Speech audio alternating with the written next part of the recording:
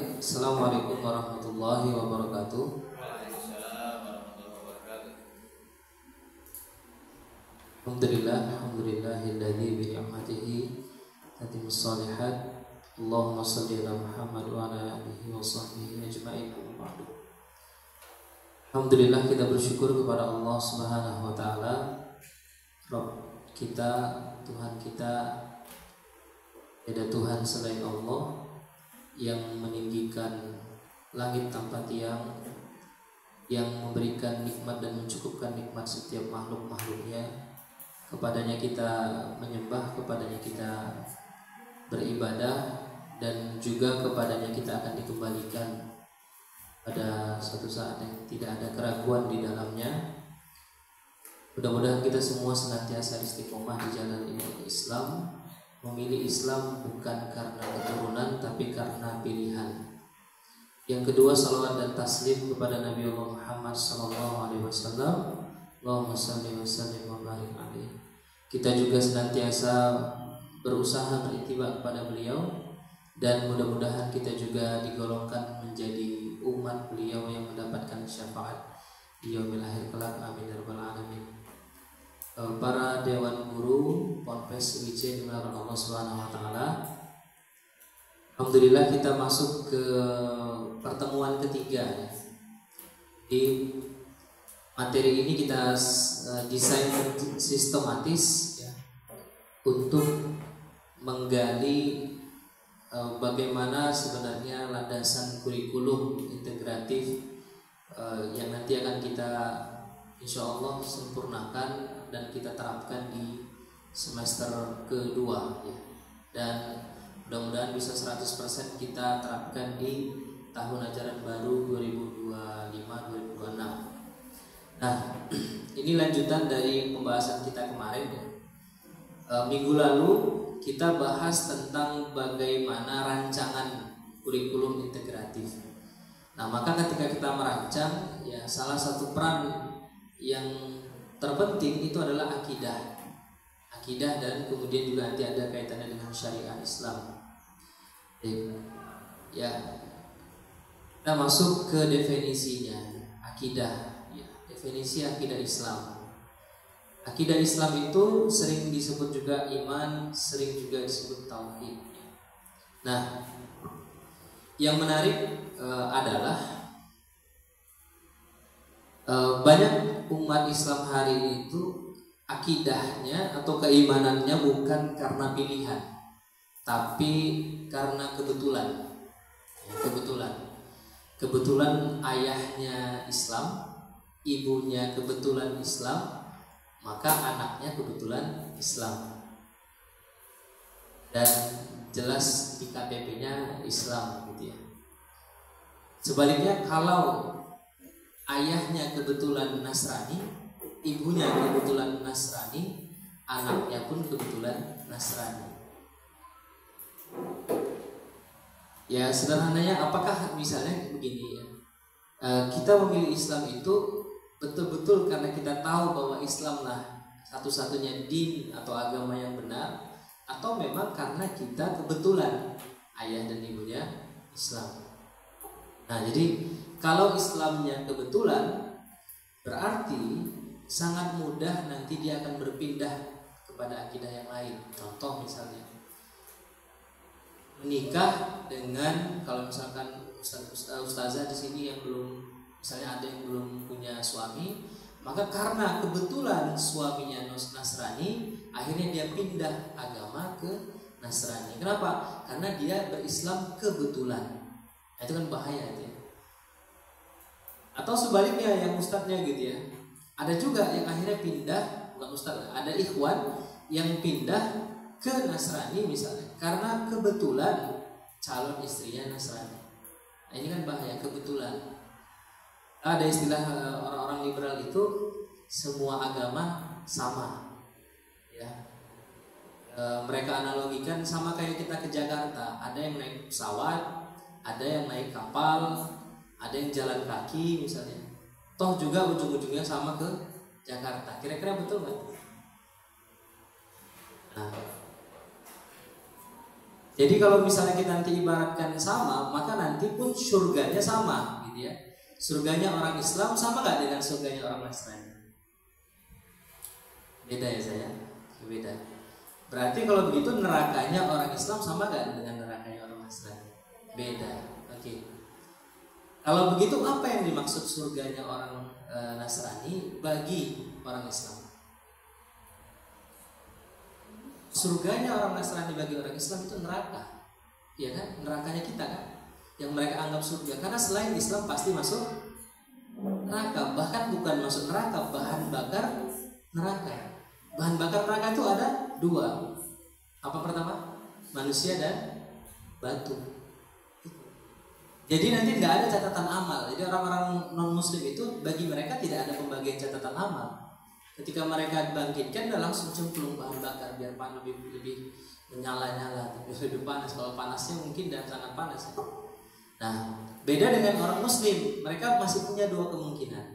Kemungkinan pertama masuk langsung ke surga, atau kemungkinan kedua dicuci bersih dulu plus disetrika dulu di neraka baru masuk surga. Jadi kalau begitu berarti sama nggak akidah kita dengan akidah orang-orang selain Islam? Jawabannya berbeda gitu. Nah, jangan lagi ada kita di kalangan guru-guru misalnya. Di sini ada yang ngajar PKN nggak, keluarga negaraan ada. Jangan lagi nanti ustazah menyebutkan semua agama sama, nggak sama semua agama itu. Kalau seandainya semua agama sama, ini bahaya. Mau nggak kita kira-kira mati? Itu nggak dikafanin, tapi dibakar kayak orang-orang Hindu, mau nggak? Kalau sama, harusnya mau ya kan? Atau misalnya sebaliknya mereka mengatakan agama sama kok, mau nggak mereka kira-kira misalnya ya disuruh sholat 5 kali sehari, pasti mereka bilang nggak mau, berarti nggak sama. Nah maka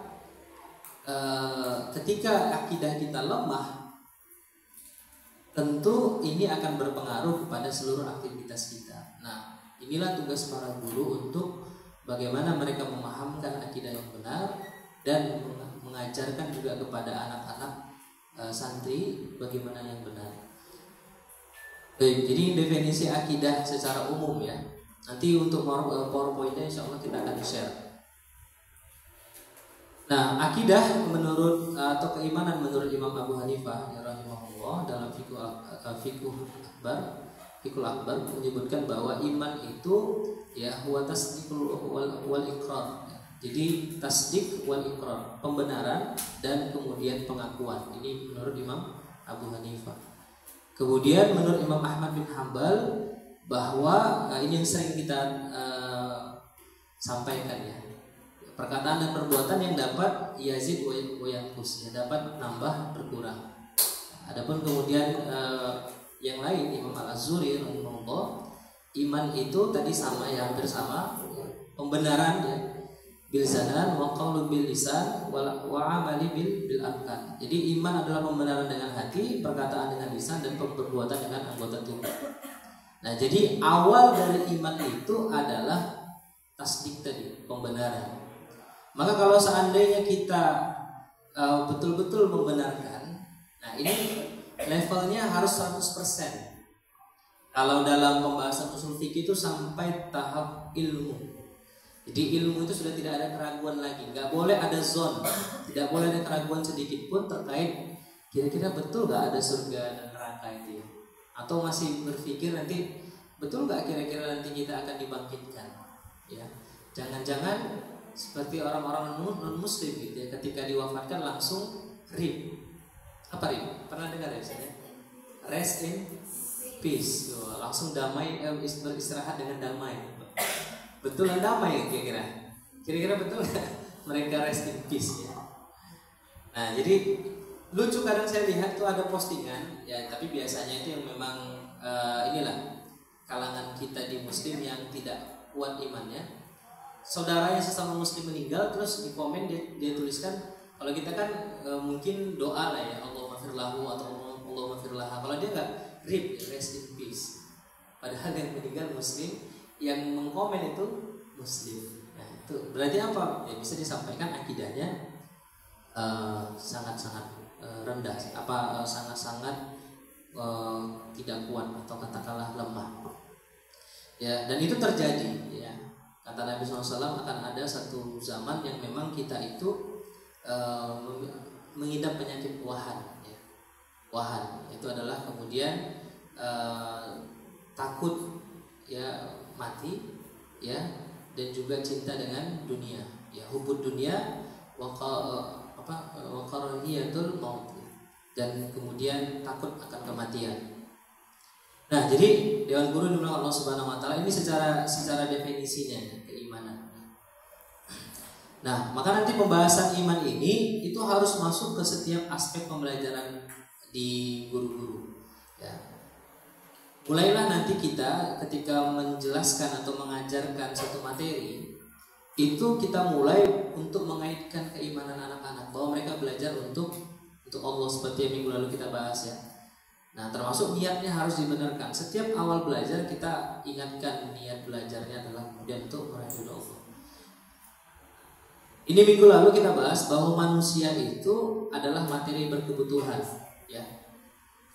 Nah, ada berapa kemarin kebutuhannya di materi minggu lalu, masih ingat? Susah. Yang nyatat, ini banyak yang nyatat di minggu lalu. Ada dua, kebutuhan naluri dan kebutuhan jasmani. Pertama adalah jasmani, ya, hajatul udhawiyah, dan yang kedua adalah goriza, ya. Naluri. Nah, ini seperti yang kita sampaikan minggu lalu ada pada setiap manusia. Bahkan hewan pun itu punya dua ini. Nah, kemudian manusia juga memiliki yang namanya aktivitas untuk berpikir, yang juga kita bahas minggu lalu tentang akal, ya, takdir, ya, berpikir. Nah, pemikiran tadi membentuk pemahaman itu kemudian berujung pada perbuatan. Nah, di mana masuknya level akidah atau di manakah peran akidah di dalam perbuatan manusia tadi? Manusia itu pasti nggak jauh-jauh dari yang namanya kebutuhan, dari yang namanya perbuatan dan pemikiran. Itu pasti aktivitas manusia di dua hal itu saja. Nah, maka akidah masuknya di sini. Ketika dia kemudian berpikir atau katakanlah dia memiliki pemahaman, maka apa landasan pemahamannya atau pemikirannya.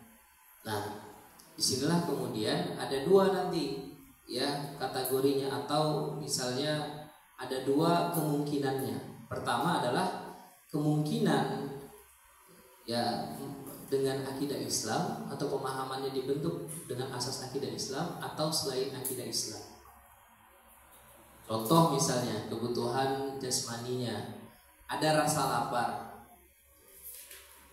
maka dia akan berpikir bagaimana cara memenuhi rasa laparnya. Lihat, dia ada warung misalnya nasi padang, ya, ada warung nasi padang. Udah pada makan semua, Zat, ya? Belum? Waduh, saya makin udah baru saya makan. Belum? Makan. Insya Allah kita tidak lama-lama ya. Nah, jadi sampai di mana tadi? Nah, lapar, ya, dia ada muncul kemudian kebutuhannya, hajatul udhawiyah tadi. Dia lihat warung padang. Nah, kebetulan nggak punya uang, maka bagaimana cara memenuhinya? Itu akan sesuai dengan akidahnya. Kalau misalnya akidahnya atau dia tidak meyakini Allah, tidak meyakini ada Tuhan Allah, ya udah tinggal malingin aja, diambil lari. Tapi kalau misalnya dia pemahaman yang berasaskan akidah Islam, maka insya Allah dia akan menggunakan cara-cara yang Allah benarkan. Misalnya apa? Dia bekerja dulu, atau katakanlah dia bilang ke si yang pemilik warung, boleh nggak saya makan di sini, nanti upahnya saya cuci piring misalnya. Nah, jadi dia ada ijarah di situ. Nah, kenapa bisa ada dua tindakan yang berbeda tadi? Itu pasti berdasarkan akidah Islam. Maka ya, akidah Islam itu menjadi asas, ya, asasul ladzi yunbani alaihi fikr. Ya, akidah Islam itu menjadi dasar atau asas sebagai pondasi bagi pemikirannya. Nah, menjadi pondasi bagi, kelihatan ya, pondasi bagi pemikirannya. Walladzi yaqumu alaihi tasawwuru kulli. Seluruh pandangannya, ya, itu akan berdasarkan dari akidah ini, baik itu yang berkaitan tentang anil kauni wal insani wal hayat, baik itu yang berkaitan tentang alam semesta ini, manusia dan kehidupan. Nah, itu akan menjadikan atau terstandarisasi oleh akidahnya, bagaimana pandangan dia tentang alam. Kalau dia berpandangan bahwa alam ini ciptaan Allah dan dia yakin dia sebagai khalifah untuk menjaga alam tadi, mungkin nggak terjadi illegal logging. Nggak mungkin. Mungkin nggak dia bunuh harimau misalnya, atau membunuh misalnya hewan-hewan yang langka yang dijaga gitu untuk dijual atau diambil kulitnya untuk jadi tas kredit. Mungkin nggak dia lakukan itu? Nggak mungkin.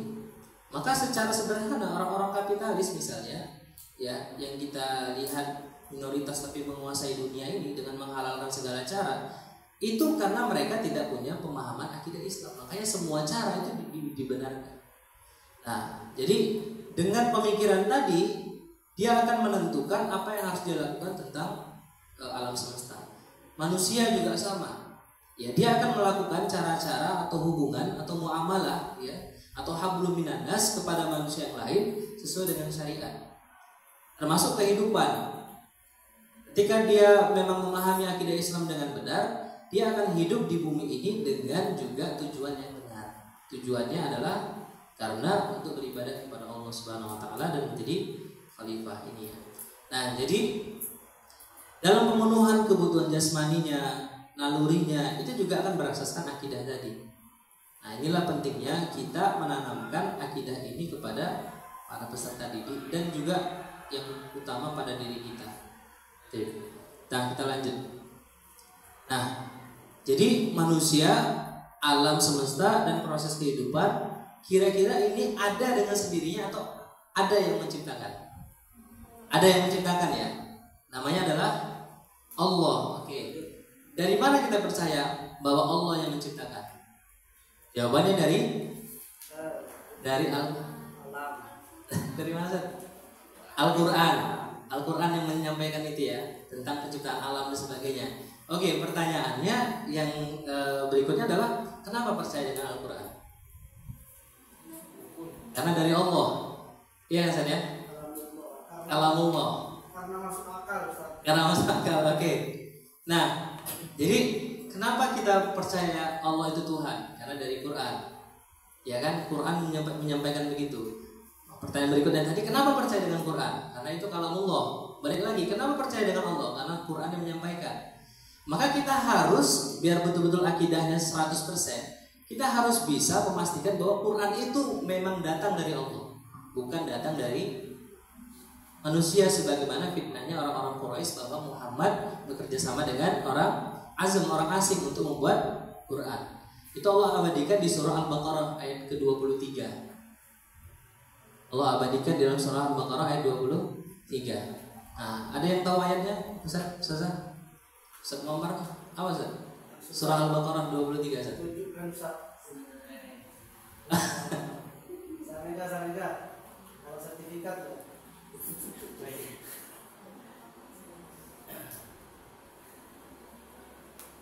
Ada yang tahu ustazahnya ada?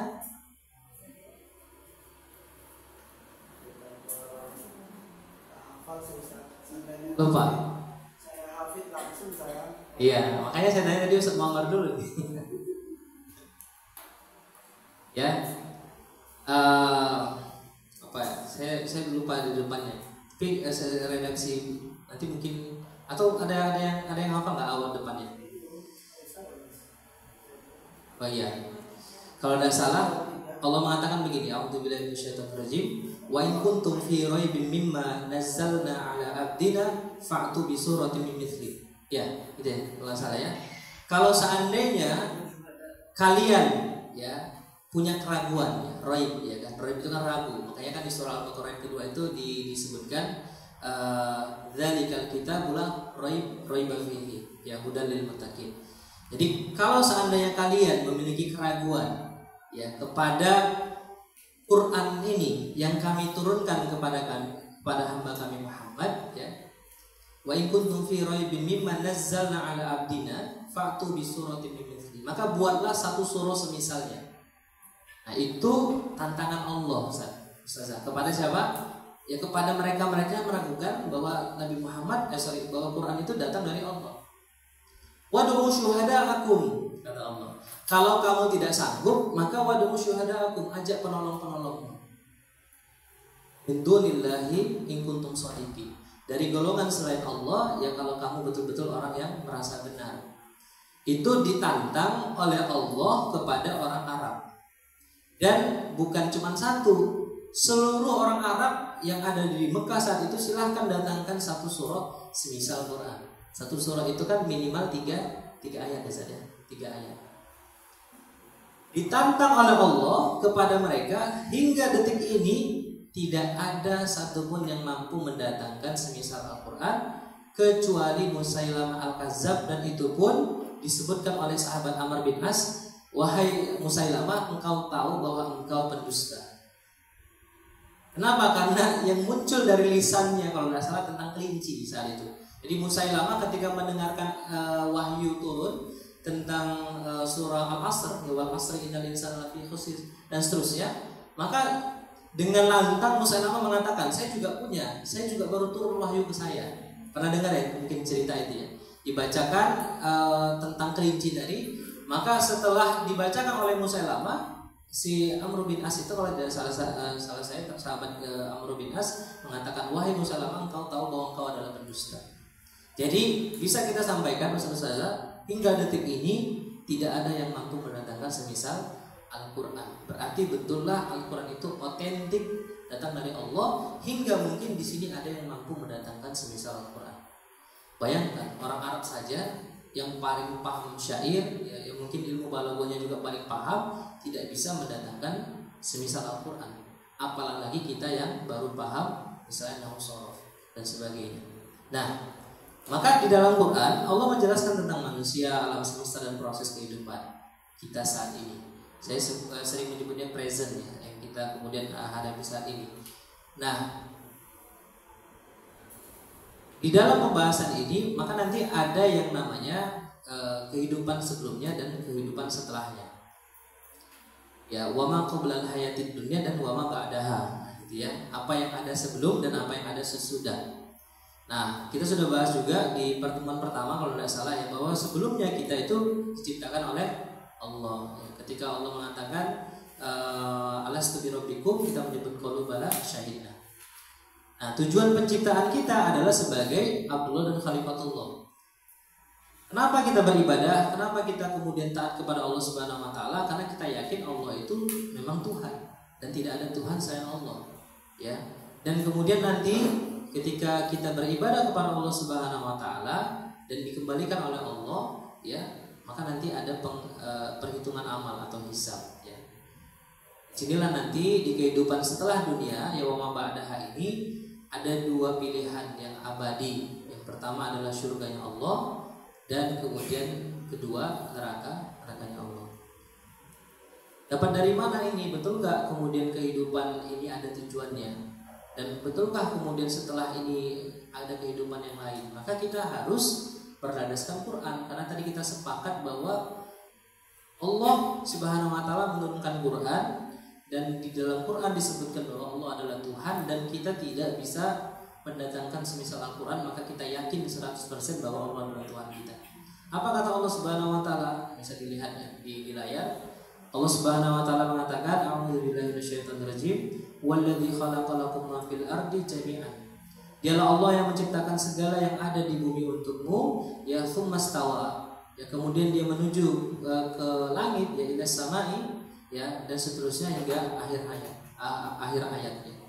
Jadi Allah yang menyatakan di dalam Quran di surah Al-Baqarah bahwa Allah lah yang menciptakan bumi, Allah yang menciptakan langit. Siapa yang mengatakan? Allah. Kemudian setelahnya, apakah betul ada hisab? Kira-kira betul nggak ada perhitungan amal tadi? Karena kita sudah yakin bahwa Quran itu 100% datang dari Allah, maka Allah juga menyampaikan dalam Al-Quran, ya afa hasibtum annama khalaqnakum abasan wa annakum ilaina la turja'un. Nah, ini nih ngeri-ngeri sedap kalau saya baca ayat ini. Itu kayak betul-betul teringat lagi, waduh, hari ini udah berbuat baik apa ya, atau sudah beribadah benar apa enggak? Apa kata Allah Subhanahu wa taala? Apakah kamu mengira bahwa kami menciptakan kalian itu dengan main-main dan bahwa kamu tidak akan dikembalikan kepada kami. Jadi akan dikembalikan kepada kemudian Allah Subhanahu wa taala. Inilah yang harus kita tanamkan kepada peserta didik dan juga harus ada pada setiap guru, pada setiap ustadz-ustazah. Baik itu yang SMP, SMA, pondok, itu nggak ada perbedaan. Semua harus kemudian kita benar akidahnya, karena yang sudah benar akidahnya inilah yang insya Allah nanti akan mampu mengajarkan kepada anak didik, peserta didik. Apa saja fungsi akidah Islam itu di dalam kurikulum? Satu, memantapkan tujuan pendidikan. Jadi jangan nanti kita ada lagi persepsi kalian belajar itu karena biar nilai kalian 100. Atau kalian belajar nanti biar bisa dapat dapat pekerjaan yang baik, ya. Itu mungkin bagian daripada kimah, ya bisa jadi. Tapi goyahnya, tujuan dia beribadah harus kepada Allah, termasuk dalam pendidikan. Ya. Allah memerintahkan melalui hadis Rasul, ya, talabul ilmi faridatun ala kulli muslim. Ya, bahwa menuntut ilmu itu wajib bagi setiap muslim. Kedua, memantapkan tujuan pembelajarannya.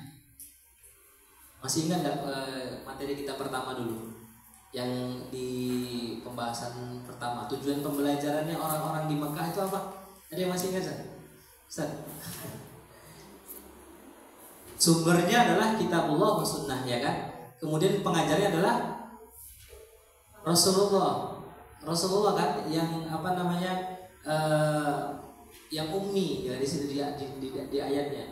Kemudian tujuan pembelajarannya wa yuzakkihim, untuk apa? Mensucikan, mengembalikan tujuan mereka kembali, ya, mensucikan mereka. Nah, maksudnya apa? Mensucikan mereka misalnya dari kesyirikan, dari jahiliyah dan sebagainya. Nah, ketiga, fungsi akidah Islam itu menentukan role modelnya. Siapa role model pendidikan kita? Nabi Muhammad, ya, Rasulullah SAW. Nah, jelas role modelnya. Ini ada kipas tambahan nggak pada kipas semua? Sini juga panas soalnya, tapi nggak bisa kipas sendiri. AC saja, insya Allah. Tapi belum hidup, ya. Baik. Ya, ini termasuk sabar dalam bentuk ilmu. Mudah-mudahan pahalanya berlipat ganda, insya Allah. Tetes ya. Jadi kita berkeringat hari ini, nanti di Yaumil Mahsyar kita keringatnya dikit. Ya, karena kalau hadisnya itu kan semakin banyak keringat semakin banyak dosanya, kan. Jadi nanti setiap orang ini padang mahsyar dibangkitkan itu lihat dari keringatnya. Kalau keringatnya dikit aja, ini berarti dosanya dikit. Tapi kalau keringat gitu, keringatan terus ya, banyak dosanya. Nah, itu bisa nggak dikiaskan kalau di bumi misalkan sering keringatan kira-kira? Nggak, ya? Kepanasan. Saya soalnya banyak keringatan ya. Nggak keringatan ya. Nanti kalau pendekatan biologi atau fisika lain lagi ceritanya ya. Nah, oke, kita lanjut. Menentukan role model kita. Siapa role model kita? Tadi Nabi Muhammad SAW. Maka kita tidak perlu role model yang lain. Gak lagi kemudian kita mencontoh siapa tuh nama-nama barat itu ya.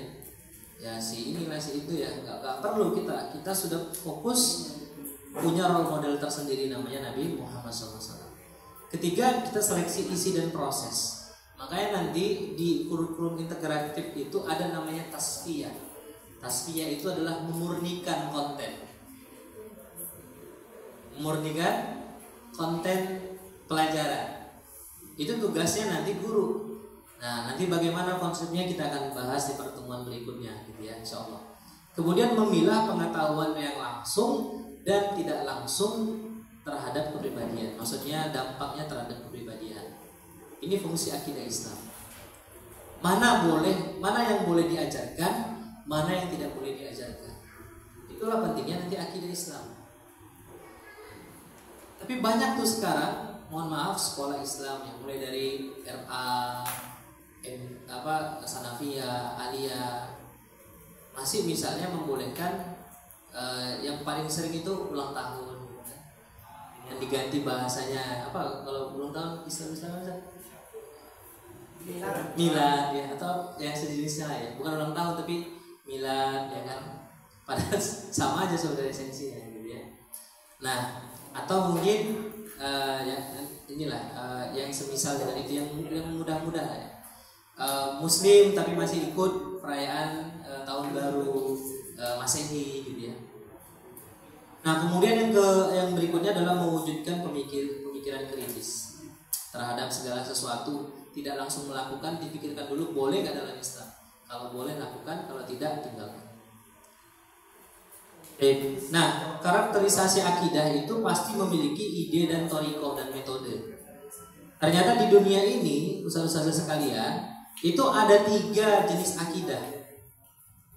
Terkait tadi pertanyaan dari mana kita berasal, untuk apa kita hidup, dan akan kemana, itu ada 3. Satu, akidah Islam yang saat ini kita insya Allah kita terapkan dan kita yakini dan kita terapkan. Kedua, akidah sekuler. Ketiga, komunis. Nah, ini udah walaupun masih ada tapi sudah sedikit. Yang paling banyak tuh sekarang ini, dia yakin diciptakan oleh Allah, tapi ketika di dunia nggak mau ikut aturan Allah. Oh, nggak apa-apa lah nikah beda agama, toh sama-sama tujuannya ke Tuhan. Nah, itu ya contohnya sekuler. Nggak mau terikat dia dengan Quran, nggak mau terikat dengan hadis, sesuka-suka dia. Dan itu sekarang juga banyak terlihat di pendidikan kita secara umum. Bukan saya ngomong, ya banyak guru-guru kami, termasuk kalau mungkin Ustaz kenal Dr. Adian Husin, itu salah satu guru saya di bidang manajemen pendidikan. Dia memang meyakini dan bahkan memang selalu menyampaikan bahwa hari ini pendidikan kita itu pendidikan sekuler, pendidikan memisahkan agama dari kehidupan. Kalau di sini memisahkan pondok dari SMP SMA. Bedanya SMP SMA dan pondok ini beda. Kalau SMP SMA dinas pendidikan, kurikulum ke-13 atau apa, kurikulum merdeka kalau sekarang. Kalau pondok dari Kemenak, ya kurikulumnya kurikulum diniyah atau dari Kemenak, dipisah-pisah. Nah, tanpa sadar saja kita itu sudah tersekularisasi, dipisah-pisahkan. Di masjid sholat nutup aurat, di luar masjid ya udahlah nggak usah nutup aurat lagi, kan udah di luar masjid. Itu sekularisasi. Ya, di pondok, oh masya Allah luar biasa, salam assalamualaikum, kemudian ketemu guru segala macam. Di luar karaokean, itu sekularisasi. Seakan-akan kalau di tempat karaoke Allah nggak ada. Padahal Allah itu mau kita sembunyi di lubang semut sekalipun Allah tahu, Allah lihat gitu. Makanya kalau kata para ulama, pembuktian keimanan itu bukan ketika kita berjamaah, tapi ketika kita sendirian. Kira-kira kalau kita sendirian, taat nggak sama Allah? Nah gitu. Kalau misalkan di pondok itu mungkin secara kiadah ya, kalau nggak dilihat sama mudir, kira-kira dikerjakan nggak tugas tadi? Ya kan bisa ya, anak sekalian bantu ini juga nih. Kalau misalkan nggak dilihat oleh kepala sekolah, kira-kira ngajar nggak dengan benar?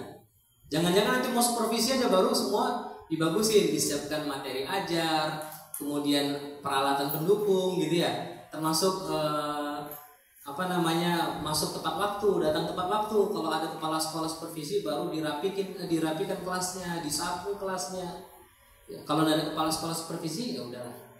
Apalagi kalau datuk yang datang, wah semua service excellent ya kan.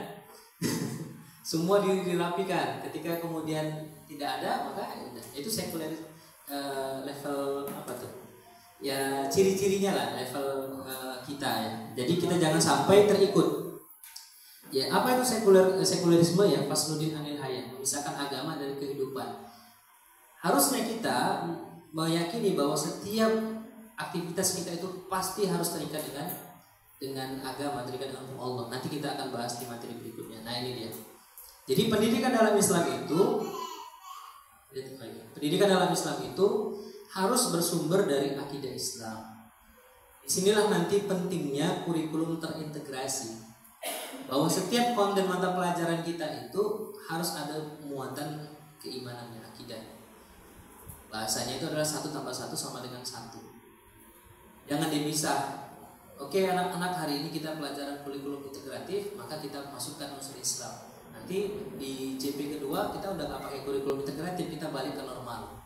Nah, itu 1 tambah 1 sama dengan 2. Tapi kalau 1 tambah 1 sama dengan 1, jangan sampai gara-gara masuk kurikulum integratif yang harusnya berapa? 45 ya, 1 JP ya, 45 menit. Karena masuk kurikulum integratif jadi berapa? 70 atau 80 enggak? Itu keliru. Tetap 45. Tapi kita masukkan konten Islam di situ. Nanti ada contoh, salah satu contoh saya kasih ya. Jadi pendidikan Islam harus terintegrasi atau berasas akidah Islam. Nah, jadi akidah Islam harus menjadi asas dari pendidikan Islam. Jadi nggak bisa terlepas, kira-kira begitu. Nah, inilah yang harus menjadi pemikiran bagi kita, pemikiran Islam. Ya, apa itu pemikiran Islam? Menurut Syekh Muhammad Hussein Abdullah dalam kitab Dirasatun fil Fikr Islam, bahwa pemikiran Islam itu adalah al-hukmu 'alal waqi' min wijhatin nazaril islami. Ya, bahwa hukum dalam kategori di sini itu hukum syara, ya, yang didasarkan terhadap fakta, ya, 'alal waqi', fakta-fakta yang kemudian itu menjadi sudut pandang kita dalam berpikir, ya. Menjadikan hukum syara itu sebagai sumber hukum kita. Nah, hukum syara di dalam Islam itu nanti ada kita jelaskan. Nah, jadi hukum syara inilah yang harus, kalau ini kan akidah, kita yakin bahwa Allah Subhanahu wa taala menciptakan kita, maka bentuk amaliyahnya adalah apa? Taat kepada hukum Allah. Nah, hukum syara tadi ya ada yang berkaitan tentang perbuatan, ada yang berkaitan tentang benda.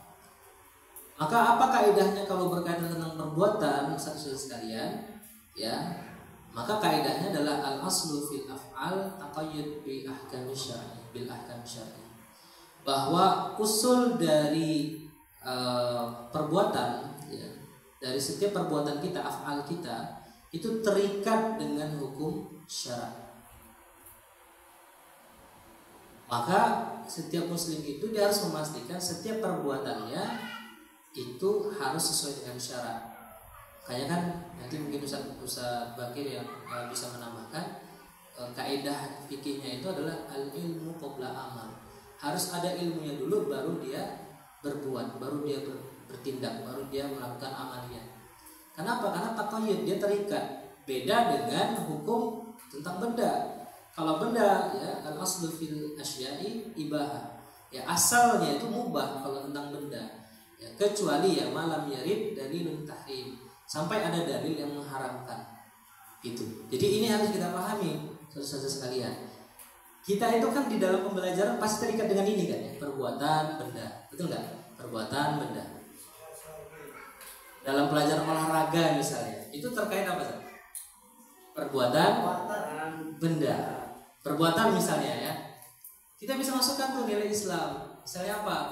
Bahwa al-mu'minul qawiyyun, ya, yang mukmin yang kuat itu khairun dan lebih baik dan ahabbu lebih dicintai Allah ya minal mu'minun dhaif, daripada mukmin yang lemah. Misalnya masuk tuh bahasan olahraga. Itulah kenapa kita harus misalnya rajin untuk exercise, olahraga, latihan segala macam. Ya, agar nanti sehatnya fisik kita tadi membuat kita semangat beribadah. Makanya Umar bin Khattab itu pernah menegur salah seorang laki-laki muslim di Madinah itu gara-gara perutnya buncit. Ya. Terus dia mengatakan apa? Ada yang ingat? Ini nikmat dari Allah, rezeki dari Allah tuh gitu bahasanya. Maka Umar marah tuh. Kenapa? Karena dikhawatirkan perutnya tadi itu misalnya.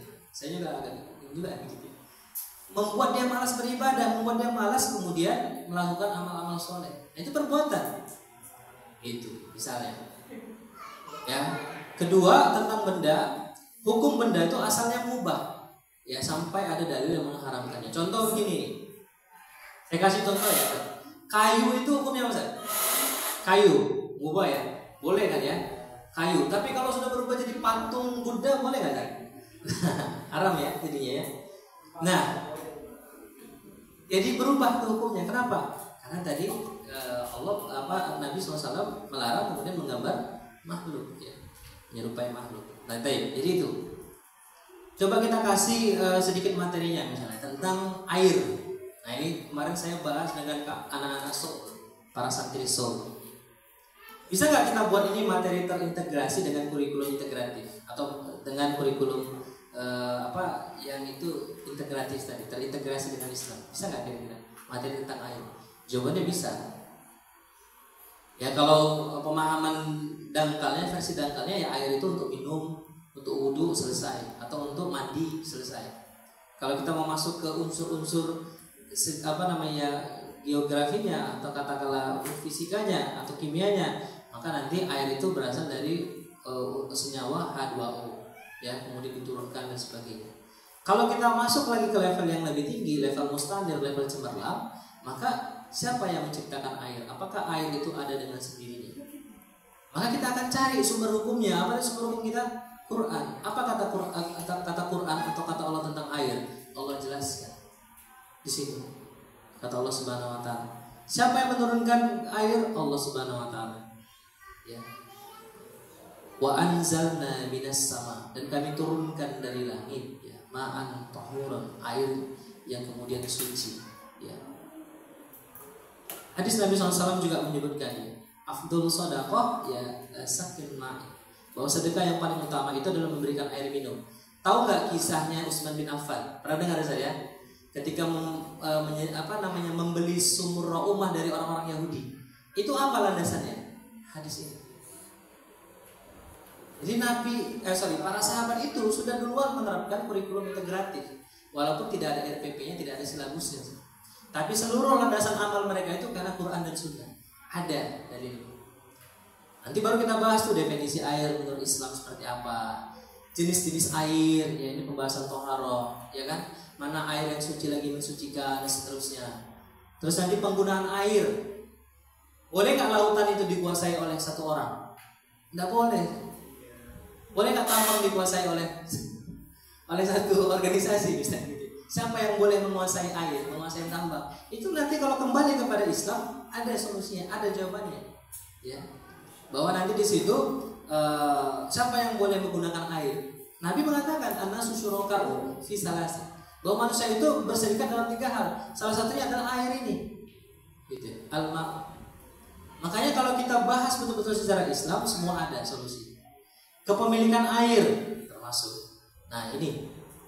Jadi materi tentang apapun itu ada di dalam Islam. Maka sangat mudah bisa nanti untuk mengintegrasikan. Ini contoh saja ya.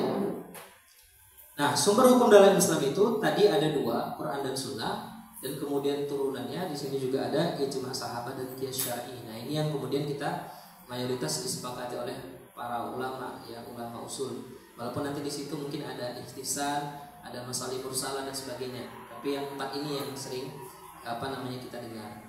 Nah, apa tugas kita sebagai pendidik?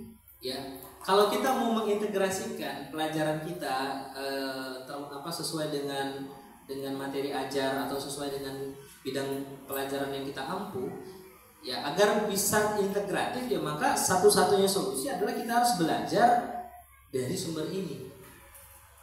Ya kan nggak mungkin misalnya kita mau belajar kurikulum integratif atau mengajarkan, tapi misalnya kita nggak paham sedikit pun tentang bahasa Arab misalnya. Nah ini kan sulit ya. Ya maka di sini kita perlu ikhtiar, kita perlu usaha untuk memahami. Ya memahami bahasa Arab, kemudian hafalan, termasuk metodologi usul fikih. Alhamdulillahnya sekarang sudah banyak kiai-kiai kita. Nah, nanti bisa kita tanya dengan ustaz-ustaz kita di pondok, mudir kita juga, bagaimana kira-kira yang cocok kalau saya bahas topik ini, materi ini sudah ada. Ya. Nah kita harus belajar. Kemudian kedua adalah kita mengajarkan.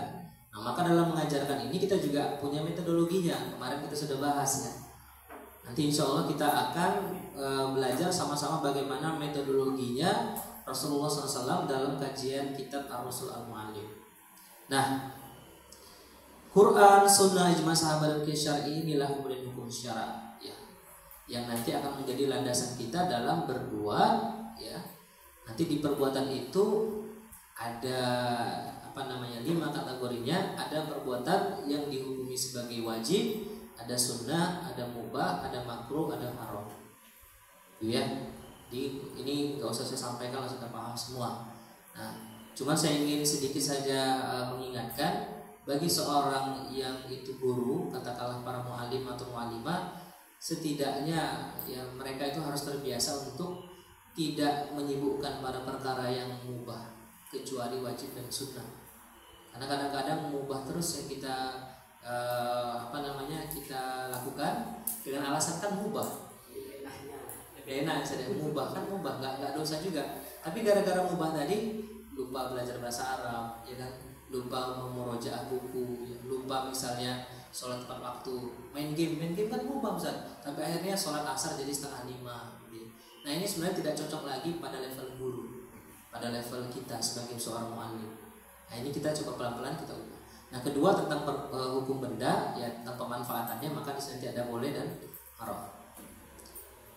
Seandainya ini kita lakukan semua dalam sebuah tatanan kehidupan, maka insya Allah inilah yang nanti disebut sebagai maqasidus syariah.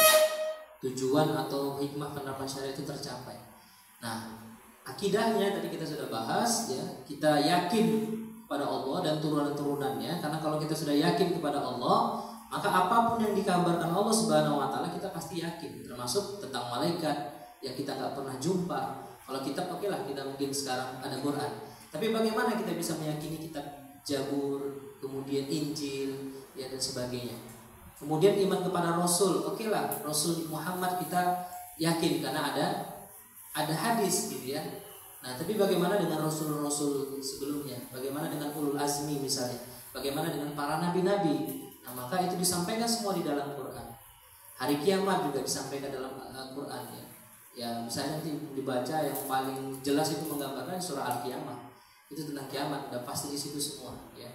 Nah, kemudian iman kepada qada dan qadar.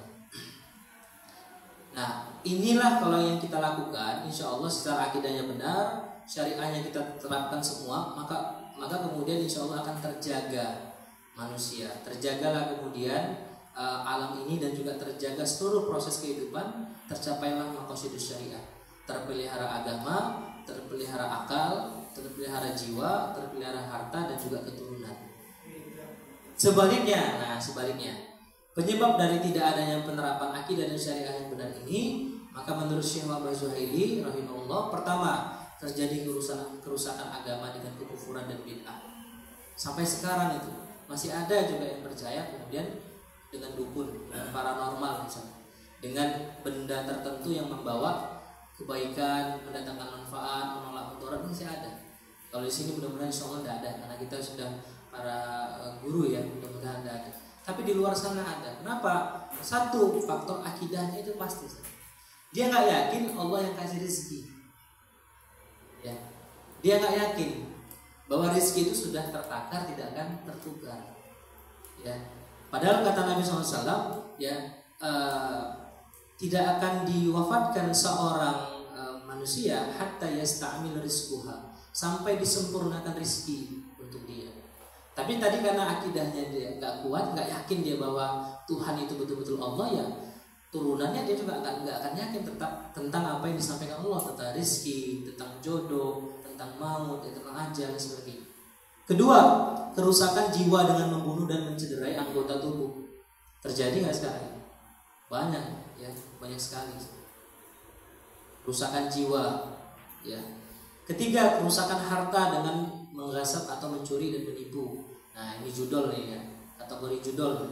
Gak yakin tentang rezeki, gak yakin tentang Allah, ya udah cari cara-cara yang salah.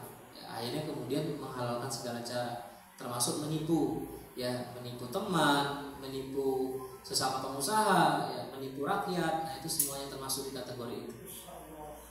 Keempat, kerusakan akal dengan meminum yang memabukkan dan sejenisnya. Ini juga nanti bisa dikembangkan, termasuk misalnya tontonan-tontonan pornografi itu merusak akal, ya kan? Itu sudah banyak sekali penelitiannya.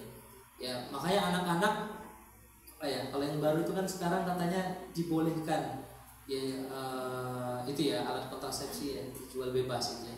Ini kan luar biasa ini. Itu sama dengan kemudian membolehkan zina. Ya, membolehkan zina. Padahal mendekatinya saja tidak bisa. Nah, zina merajalela, akalnya rusak, jiwanya juga rusak, apalagi agamanya itu rusak. Ya, kelima, kerusakan keturunan. Ya, ini tadi zina, sodomi, kazam dan sebagainya. Terakhir ya sebelum kita selesaikan, Itulah kenapa Allah itu mengatakan kepada kita, dan itu peringatan. Kata Allah setelah menciptakan kita, ya menciptakan manusia-manusia ini, Allah mengatakan dalam Al-Qur'an, ya wala tufsidu fil ardi ba'da islahiha. Wahai manusia, jangan kalian lakukan kerusakan lagi setelah aku perbaiki. Tapi ternyata kembali kita rusak gitu ya. Dengan apa? Dengan maksiat. Maksiat yang berkaitan tentang kita sendiri, tentang hubungan kita dengan Allah, dan juga tentang hubungan kita dengan manusia yang lain. Nah, maka harapannya dengan materi ini Ustazah, kita bisa memasukkan konten-konten di kurikulum integratif kita sesuai dengan standar akidah dan syariah. Wallahu a'lam bishawab. Silahkan kalau ada yang mau didiskusikan. Saya tutup. Wallahu a'lam bishawab. Itu mungkin bisa dibuka sesi jawab. Assalamualaikum warahmatullahi wabarakatuh.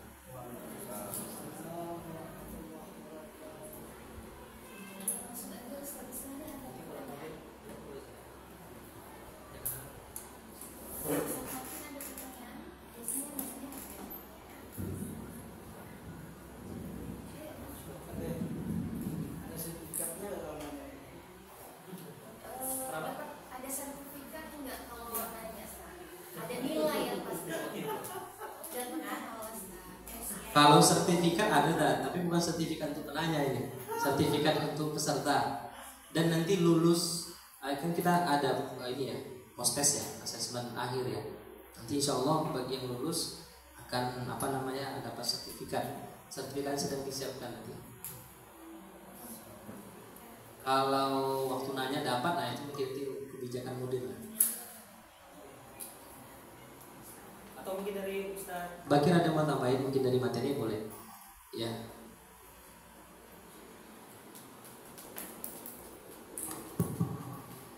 Bismillahirrahmanirrahim. Assalamualaikum warahmatullahi wabarakatuh.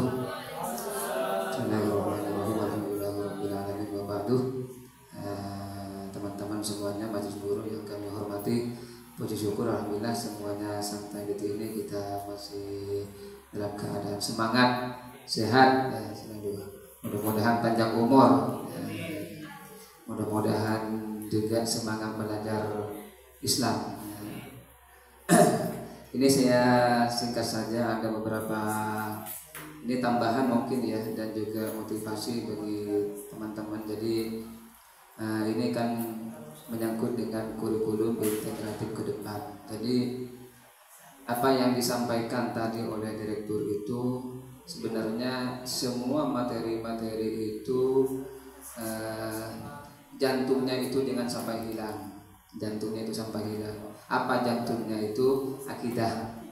Ya, akidah. Jadi akidah ini harus mewarnai di semua materi. Baik materi matematika, baik materi kimia, dan juga materi-materi lainnya. Kalau saya kasih contoh sederhana misalnya. Begini, kalau matematika itu ya, itu kan semua jumlah dari 10, 100, 1000, 1 triliun, itu semuanya kan pasti dimulai dari angka 1. Dari angka 1, dari 1 titik ya. Nggak mungkin ada 2 kalau nggak ada 1 ya kan. Itu semuanya dimulai dari angka 1. Itu kan matematika. Kalau dalam Islam itu biasanya begini, kalau kita belajar Islam itu Al-Quran itu, semua Al-Quran itu bersumber dari surah Al-Fatihah. Kan itu. Surah Al-Fatihah ini bersumber dari basmalah, ya kan? Dari basmalah itu ternyata bersumber dari 1 titik, yaitu titik ba, huruf ba di bawah itu. Itu kalau kita dikaitkan dengan tauhid, itu ba itu menunjukkan keesaan Tuhan. Keesaan Tuhan. Jadi sama dengan matematika, saat angka 1 itu menunjukkan tauhid. Ini contoh sederhananya itu. Kalau ini kita ajarkan matematika bagaimana dalam Islam itu, terutama sejarah-sejarahnya nanti, kita misalnya begini, tidak hanya sekedar kita mengajarkan angka 1, 2, tambah 2, 2 tambah 3 dan lain-lainnya. Tapi kita juga memperkenalkan bagaimana semangat ulama terdahulu itu mempelajari matematika dari sudut pandang Islam. Kalau kita lihat misalnya sejarah seperti Ibnu Khaldun, Ibnu Sina, Al-Haisami, itu Ar-Razi, itu matematikawan semua itu mereka itu. Ibnu Khaldun juga di bidang ilmu kimia misalnya, itu semuanya. Ibnu Sina yang bisa merubah bahan metal menjadi emas, itu semuanya orang-orang Islam. Dan mereka itu belajar dari Al-Quran. Sumbernya tadi itu. Apa yang dikaji? Wa alanna lahul hadid. Kami lembutkan besi. Itu diteliti oleh ilmuwan-ilmuwan Islam itu. Wa alanna lahul hadid, kami lembutkan besi. Sehingga besi itu bisa diolah menjadi pasawan apa dan sebagainya itu kan. Nah, ini yang harus kita perkenalkan ke santri. Maksud saya begini, nanti di kurikulum integratif, jadi teman-teman yang mengajar materi masing-masing itu perlu masukkan materi-materi keislamannya, itu terutama akidah syariat, dalam sudut pandang akidah seperti apa, dari sisi syariatnya seperti apa.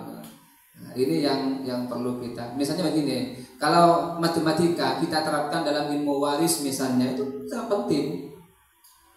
Kalau kita nggak belajar ilmu waris, susah untuk membagi harta. Susah sekali. Ya. Bapak dapat misalnya meninggal istrinya, suami dapat 1/4. Kemudian meninggalkan ahli waris anak misalnya juga. Kemudian paman, kemudian ibu dapat misalnya 1/8. Anak dapat separuh. Anak perempuan dapat misalnya 1/4. Itu bagian-bagiannya semuanya itu butuh ilmu matematika.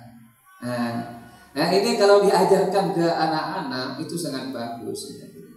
Nah, saya kalau melihat di pesantren-pesantren salaf ya, kalau di Jawa itu kan, itu memang mereka penekanannya banyak yang kesini.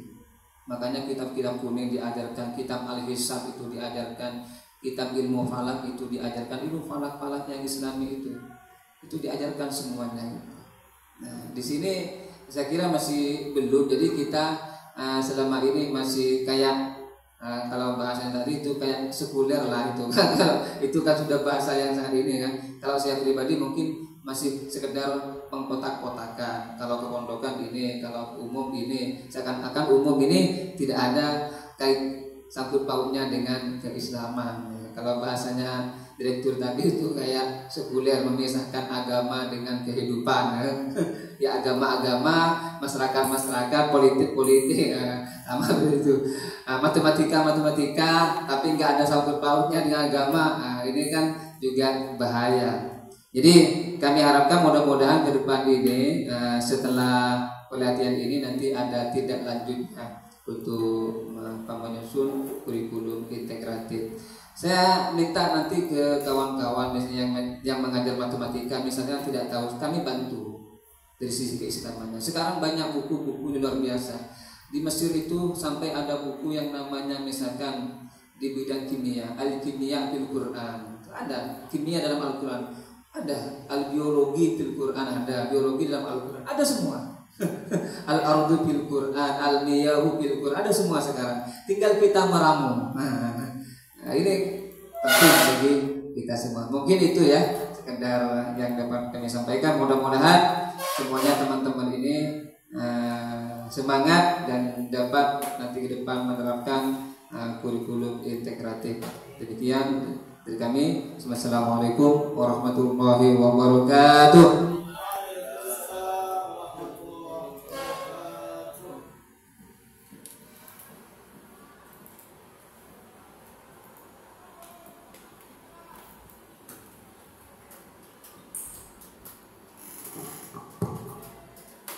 Alhamdulillah kita sudah pertanyaan. Saya masih ada pertanyaan. Bertanya. Ya, langsung aja ya. Terima kasih kesempatannya. Assalamualaikum warahmatullahi wabarakatuh. Ini sebagai sudut pandang saja dan sekaligus mungkin pertanyaan kelanjutan ke depan. Terkait dari materi yang sudah saya ikuti dari 2 kali pertemuan, termasuk yang tadi dan yang disampaikan oleh Ustaz Bakir sebagai mungkin kita, saya melihat ke depan itu tantangan kita itu sangat berat. Kenapa? Karena kita akan menggarap minimal itu kalau dalam pendidikan itu modul ajar. Nah, atau buku ajar yang tingginya. Nah, buku ajar itu dia sudah masuk R&D ya, Research and Development. Itu sudah kategori doktor memang. Karena saya sedang kuliah metodologi penelitian begitu ya. Dan itu memang sangat ideal dalam proses membuat modul ajar minimal untuk kalangan sendiri. Sehingga karena kurikulum integratif dengan apa yang disampaikan itu akan bisa saya sampaikan 180% berbeda dengan yang kita lihat sekarang. Contoh, pengalaman saya mengajar matematika di kelas 11. Di kelas 11 itu contoh paling pertama itu adalah menghitung bunga bank. Ada rumusnya. Nah, itu sudah tidak masuk itu dalam kurikulum integratif. Makanya yang saya sampaikan apa? Oh, ini riba dalam Islam seperti apa? Maka saya menjelaskan itu. Dan saya alhamdulillah sudah mulai secara personal itu berdasarkan apa yang saya ketahui terkait dengan syariat Islam itu dalam hal itu. Tapi karena buku yang dipakai itu masih buku itu, misalnya kalau kita tes bikin soal tentu akan menggali di buku itu. Maka solusinya sementara bagi saya di tempat yang lain juga begitu. Nah, kalau di buku kita pelajari sebagai ilmu saja. Tapi sebagai keyakinan riba ini haram. Ya, tapi sebagai untuk pengetahuan, untuk menghitung nggak ada masalah. Nah, itu contoh ya. Nah, jadi ke depan memang harus ada pendampingan minimal untuk bikin modul aja. Seperti kimia misalnya. Matematika kalau materi yang dilihat sekarang itu limit itu sangat sulit untuk diislamkan gitu ya. Kenapa? Karena itu matematika mendalam yang sangat mengawam gitu ya. Terus apakah kita mau ngitung limit nyawa gitu kan, suatu hal yang nyawa mendekati 0 gitu ya. Itu contoh ya dari segi matematikanya, karena memang saya ngajar matematika sekarang dan apa yang direktur sampaikan langsung relate ke saya. Nah, jadi mungkin kalau dalam penerapannya nanti pasti akan ada benturan-benturan, terutama dari peraturan dinas yang mengekang sebuah lembaga. Karena begini, setahu saya baik Kemenak atau dinas dia main ancam saja. Kalau nggak ikut kami dicabut izin operasionalnya. Nah, bagaimana nanti ke depan kita menghadapi itu gitu? PR-nya seperti apa? Karena tidak mudah untuk berbeda dengan status quo, dan itu menjadi aturan umum yang banyak orang juga memahami itu sebuah kebenaran gitu. Nah, itu mungkin ke depannya seperti apa?